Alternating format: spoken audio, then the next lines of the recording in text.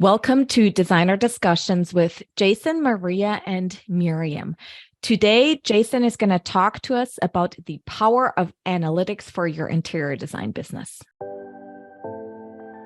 Welcome to the Designer Discussions podcast.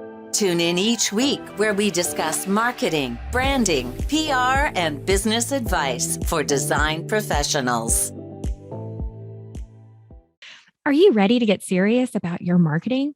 We're opening the Designer Discussions Marketing Studio, a monthly series of in-depth, actionable content to guide your marketing, PR, and business development. We want to help you transform your business and elevate it to work with your dream clients. Mirjam, thanks for that. This is one of the topics that I get asked about is what is the minimum we should have in terms of marketing? And I always say you have to have a website because that's a property you own. But addition to that website, you need to have analytics on the website. And that's what we're talking about here, the power of having them. And a lot of people say analytics, they think about the numbers and they're going through all this information is boring, is tedious. Why do we even need this?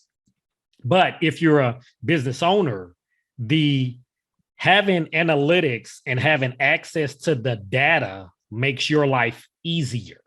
Now, just before we hit record, Mirjam was asking, is this just for business or for life? And I said, well, this is going to be mainly on business. But if you organize and you understand the analytics and you research and do them and implement them the right way, it can make your life easier as a business owner.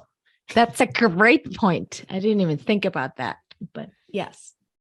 So I always start with Google Analytics, Google Search Console. Those are two tools you need to have on your website. They are free. There's no reason in this world that you should not have these two on your website, even if you don't use them. Even if you have either a marketing agency, you have somebody in your office look at it. But even if you don't use it for a year, it's collecting data that you will hopefully use to make your life easier. So the first thing you need to do, if you don't take anything else from what I'm going to say today, install Google Analytics, install Google Search Console. Free tools that shouldn't take you that long to install and will help make your life easier. So you may ask, how is it going to make my life easier? First of all, it's going to help to have you understand what's working and what's not working in your marketing on your website. Because there's going to be a lot of information, a lot of data about where the people land on your website, where they're coming from. It's going to let you know how long they're on your website. When they're on your website, what page are they on? What are they visiting? What are they clicking on? All of this information, and it's going to tell you a lot about who is actually visiting your site. So that's giving you data about what's working and what's not. And so if you have certain pages on your site that you thought drew a lot of traffic, you'll see from the analytics app, you have to let this run for a few weeks, at least a month, before you start looking at it. But as you look at it, you may have a page on there that you have an amazing project that you thought, oh, everybody's into this. But then you find out they're interested in another project that you didn't even think about. So either you're attracting them the wrong way, and so you need to change up the content, change up how you're describing the actual project that you want them to go to, as opposed to the one that they're actually visiting. Or you need to change up some things on your site on how you're drawing them to your website, because you may be drawing the wrong audience to your website, where you do a lot of modern design, but they're looking at more of the Mediterranean design. And you may say, I don't want to do Mediterranean design. I want to do modern, but they're looking at the Mediterranean. Well, if that's the case, how are you organizing the content on your site to draw the right type of traffic to them? And so that's helping you understand, okay, I need to change up some things. And it also helps with the customer experience.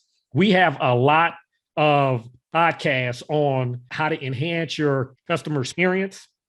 By understanding the analytics, it also tells you, okay, what's happening, where are they on my website? Who's visiting my website? Is it more women, more men? Are they from the US? Are they from Florida? If I'm in Florida, if I'm in Houston and I'm having a lot of Florida visitors, why is that?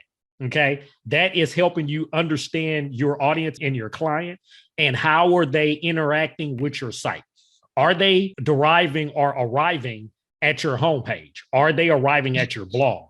Are they arriving at your portfolio page? Are they arriving at your services page? And once they're on that page, what do? Do they click on a link that heads to the contact form? Do they click off your site? Do you have a high bounce rate? If you have a high bounce rate, that's also an issue. Having a high bounce rate means that the end user is not finding what they are looking for. So obviously they have landed on your site, looked for a little while, and immediately went off your site. So if you have a high bounce rate, you need to find out where is the issue and fix it. But by understanding all of this and see where they land on your website and what happens after that, you're now understanding their customer journey and you can alter it to how you really want them to interact with your site. But that only happens if you have analytics and you're seeing what the data tells you. So you have to know that. And it also helps you by having analytics on your website. It helps you make informed business decisions. Like I said, you may have blogs on there that you thought were excellent, but that may have a high bounce rate. And you may have another blog on there that everybody's looking to, clicking on, try to find. And so now you may say, okay, I may have a blog on how to make my space larger. And I love that blog. I think that's an amazing blog. That's where everybody should be. But everybody is clicking on how to add color or light into the space. And so now I'm making a decision now that I need to enhance that blog or add more content to it or do another blog on that topic because my users are actually gravitating to that blog. And so it's helping me make an informed decision. And so it's making my life easier because I'm not guessing what the end user wants. I'm actually using the data and they're telling me this is what I need to do. These are the changes I need to make. So knowing the analytics is valuable. And there's a lot more I could go into and I will in future podcasts, but I just wanted to be high level here to have you understand that by having analytics on your site, it will enhance the customer experience. It will help you understand what are you doing right or wrong and help you make informed business decisions. And like I said, the main thing you need to have, you don't take anything from this today. If you're listening, I don't know if you're listening when it's live or if you're listening after a week or a year or a month, I don't care. Today, install Google Analytics, Google Search Console on your website to get this process started. All right. I hope you enjoyed everything we had today, and we hope to see you here next week on Designer Discussions. Are you ready to get serious about your marketing? We're opening the Designer Discussions Marketing Studio, a monthly series of in-depth, actionable content to guide your marketing, PR, and business development. We want to help you transform your business and elevate it to work with your dream clients. We hope you enjoyed this episode of Designer Discussions. What was your takeaway?